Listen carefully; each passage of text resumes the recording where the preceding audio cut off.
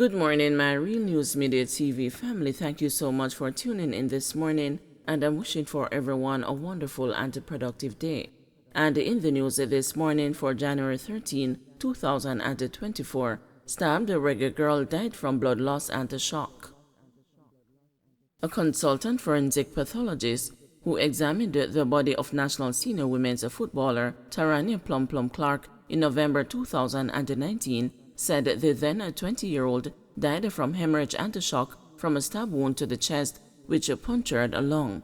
Clark, a rising talent in the sporting arena, was stabbed and killed during a reported dispute with her friend Rochelle Foster over a cellular phone about 8:50 p.m. on October 31, 2019, at the Limelight Plaza in Halfway Tree, St. Andrew. A report from the expert read into the records of the Home Circuit Division of the Supreme Court, where the murder trial is unfolding before Justice Leighton Pusey and a 7-member jury, said Clark received 2 stab wounds. It said the first, which was inflicted to the left upper anterior chest, penetrated the underlying tissues and perforated the upper lobe of the left lung. The expert said the second stab to the left mid-anterior abdomen penetrated underlying tissues and ended in the muscles of the lateral abdominal wall. The consultant forensic pathologist said hemorrhaging was seen in the tissue of the stab wound. The report was one of several agreed documents entered into the records of the court on Friday, after which the Crown closed its case. The documents, which included the statement of the cousin who identified the body and the scenes of crime investigator who processed the murder scene, were agreed on by both the defense and the prosecution, making it so that the material is accepted without those witnesses taking the stand.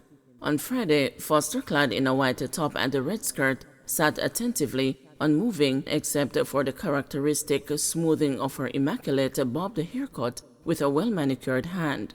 The matter resumes on Monday when Foster's defense team, comprising attorneys Courtney Rowe and John Jacobs, will begin making their case. When the trial began last Monday, an eyewitness, who was the first to take the stand, told the court that on the evening in question, there was an argument between the reggae girl and the accused. In that argument, the witness said Foster accused Clark of deliberately ignoring her calls. The witness said Clark responded by saying her phone was acting up and that other individuals were also experiencing difficulties contacting her. The witness said Foster, during the exchange, lunged forward and tried to grab the phone from Clark, who pushed her hand away. She said Foster, at a point in the scuffle, brandished a knife and stabbed the footballer in her side. The court was told that when Clark gasped, "You stabbed me," Foster reportedly said, "We do it again," and stabbed her a second time. The witness then described for the court the frantic efforts to get help for the footballer, who was pronounced dead at hospital. On Wednesday, the investigator who probed the murder said Foster claimed ownership of the murder weapon, but said she only had it on her person for protection based on where she lived, and had not meant to stab and kill her close friend. Under cross-examination by Rowe, the sleuth said Foster denied being in an intimate relationship with Clark, whom she said she knew since 2016. 2 people charged following seizure of Imitation firearms.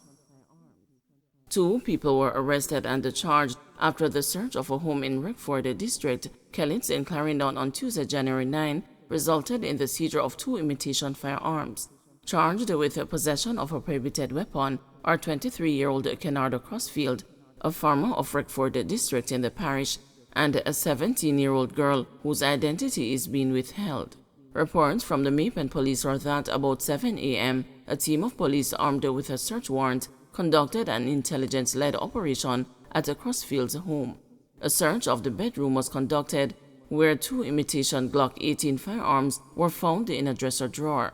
Both suspects were subsequently arrested and charged after a question and answer session. Their court dates are being finalized. KSAMC probes the Charlie Mount Drive residential development. The Kingston and the St. Andrew Municipal Corporation has undertaken an internal investigation into the reports, inspections, and approvals surrounding the construction of the multi-family residential development located at 11 Charlie Mount Drive, Kingston 6. Among the matters being investigated is the variation between the reports regarding the findings of the officers of the National Environment and the Planning Agency and the KSAMC, the corporation said in a news release on Friday.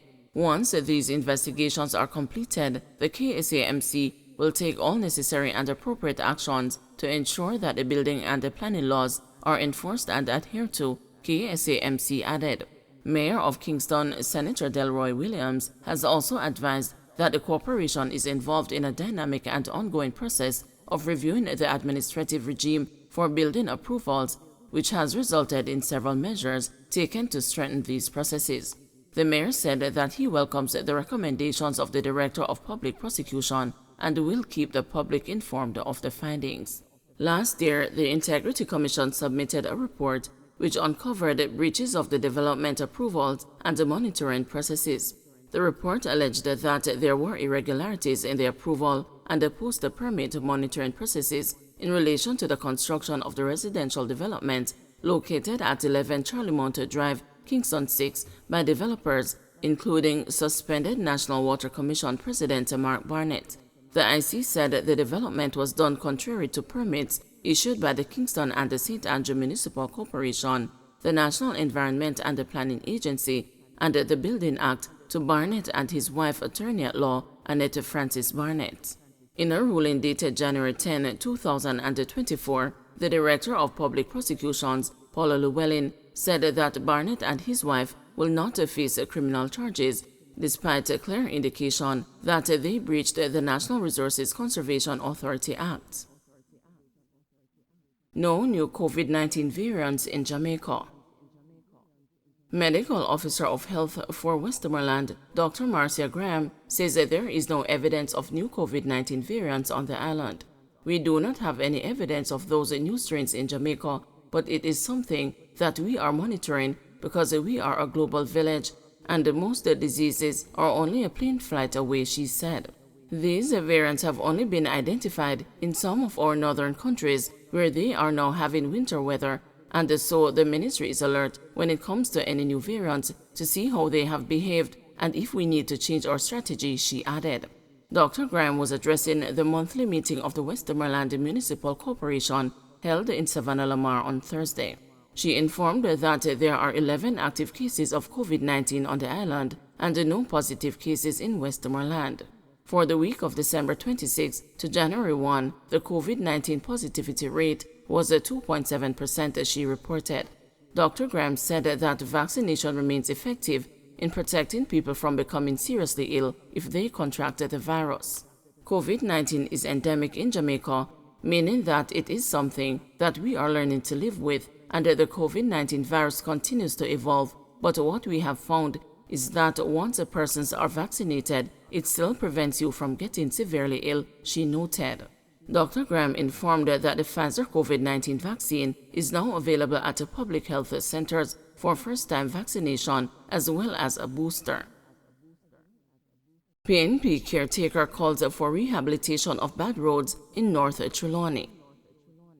People's National Party Caretaker for the Trelawney Northern constituency, Dennis Meadows, has described the poor state of roads in the area as atrocious and in urgent need of rehabilitation. According to the caretaker, the deteriorated roads are inconvenient and costly to commuters and the public transport operators. Of particular concern are the Duncan's to Longpond, Clarkstown, Falmouth to Springvale, and Wakefield to Bunkers Hill. These are among the worst in disrepair and are critical thoroughfare for commuters. Taxi drivers have to visit their mechanics almost on a weekly basis to effect repairs to their front ends and undercarriage systems. Additionally, commuters are finding it difficult to access schools and clinics in the areas. I am calling on Minister Warmington and the Member of Parliament to move with urgency in giving life to their announcements and ensure the immediate repairs of these essential roads. Minister with responsibility for works, Everald Warmington, broke ground in August 2022 for the Falmouth to Springvale Road Rehabilitation Project. The project was valued at some $800 million and was to be implemented by the National Work Agency. But Mr. Meadows said, to the disappointment of the residents, more than a year later, work on the project is yet to begin. He added that other commitments to repair the Doncaster Long Pond Clarkstown roadway are yet to be fulfilled.